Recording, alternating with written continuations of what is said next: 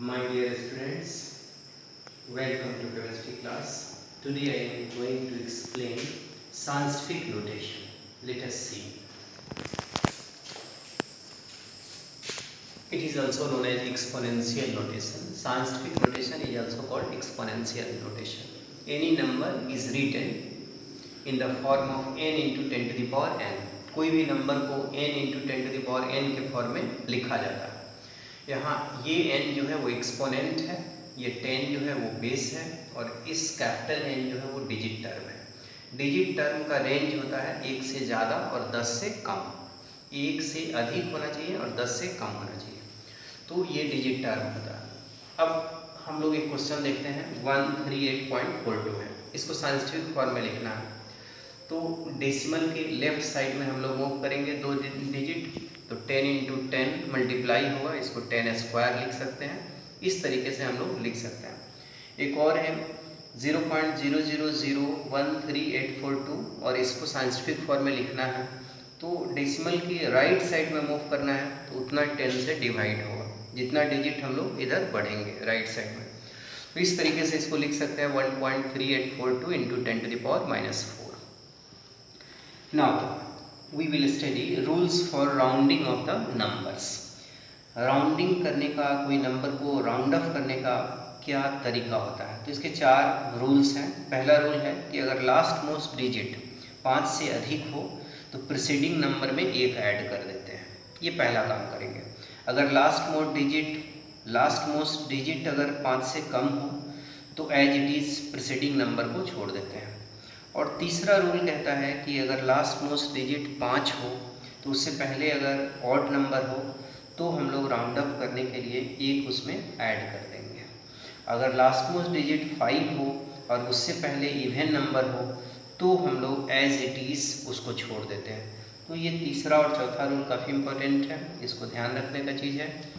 अब हम लोग देखते हैं डायमेंशनल एनालिसिस.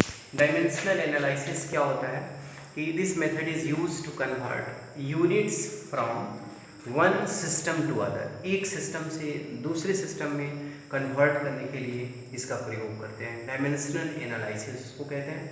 जैसे देखो, एक piece of metal is 3 inch. एक छोटा सा मेटल का टुकड़ा है और यह 3 इंच है, ये 3 इंच है.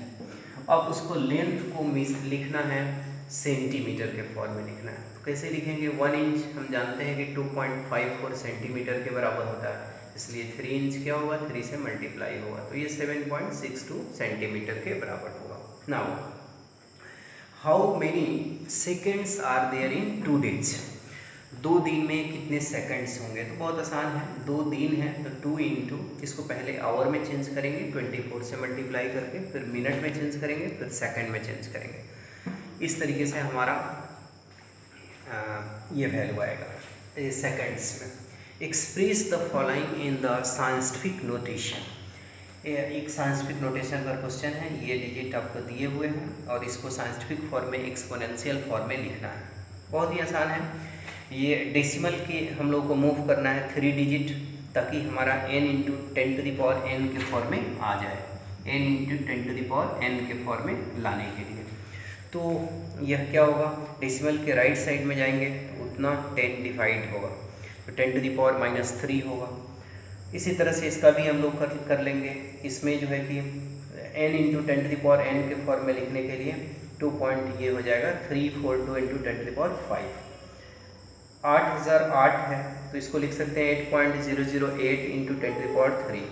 और 500.0 है तो बहुत है आसान है लिखना. 5.000 आप कितना लिख सकते हैं यहाँ? 5.0 into 10 to the power 2. ये साइंटिफिक फॉर्म में हम लोग इस तरीके से लिख सकते हैं. एक चीज़ और बता रहे हैं, मोलर मास. मोलर मास जो होता है वो 2 into वेपर डेंसिटी होता है. ये काफ़ी इंपॉर्टेंट फार्मूला है. एक और फार्मूला, मोलर मास जो होता है वो mass of 22.4 litres of vapour eight STP के बराबर होता है. और ड्यूलेंस-पेटिट्स लॉ है कि atomic weight into specific heat वो 6.4 के बराबर होता है और ये मेटल्स के केस में लागू होता है. तो ये 3 यूजफुल फार्मूला है जो मोलर मास कैलकुलेट करने के लिए ये अच्छा कंसेप्ट है. All the best, God bless you, be happy, be safe.